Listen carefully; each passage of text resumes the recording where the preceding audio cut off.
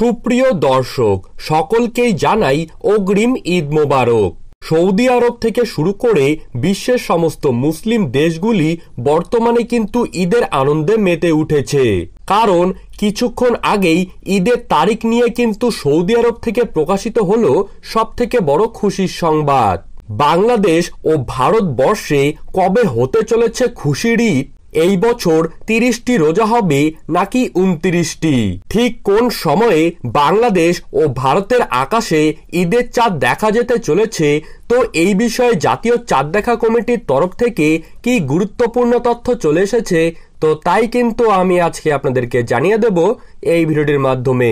বিস্তারিতভাবে জানতে হলে অবশ্যই ভিডিওটিকে শেষ পর্যন্ত মনোযোগ সহকারে দেখবেন এবং আপনার জায়গার যে কোনো গুরুত্বপূর্ণ খবরের আপডেট আপনি যদি সবার প্রথমেই পেতে চান তাহলে অবশ্যই চ্যানেলটিকে সাবস্ক্রাইব করবেন এবং পাশে থাকা বেল আইকনটিকে প্রেস করে রাখবেন।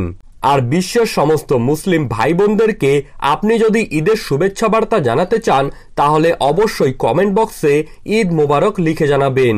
তো চলুন বেশি দেরি না করে এক নজরে দেখে নেওয়া যাক। দীর্ঘ 1 মাস সিয়াম সাধনার পর এবার ধর্মপ্রাণ মুসলিমদের সবথেকে পবিত্র উৎসব ঈদুল ফিতর উদযাপিত হতে চলেছে। আমরা সকলেই জানি রোজা শেষে শাওয়ালের প্রথম দিন পবিত্র ঈদুল ফিতর উদযাপিত হবে। তবে কবে রোজা শেষ হবে তা কিন্তু নিশ্চিত হবে চাঁদ দেখার ওপর। জাতীয় চাঁদ দেখা কমিটি জানিয়েছে এবার রমজান মাস যদি 29 দিনে শেষ হয় তাহলে ঈদুল ফিতর উদযাপিত হবে 10ই এপ্রিল, আর রমজান মাস যদি 30 দিনে পূর্ণ হয় তাহলে ঈদ উদযাপন হবে 11ই এপ্রিল। তবে রমজান মাসের জন্য আগে থেকেই কিন্তু 30 দিনের ছুটি ঘোষণা করে রেখেছে সরকার কর্তৃপক্ষ। ঈদুল ফিতর উদযাপনের বিষয়ে চূড়ান্ত সিদ্ধান্ত নেবার জন্য 9 এপ্রিল রাতেই কিন্তু চাঁদ দেখা কমিটি বৈঠকে বসবে এবং ভারত ও বাংলাদেশে কবে ঈদ উদযাপিত হবে তার কিন্তু একদম সঠিক খবর জানিয়ে দেওয়া হবে।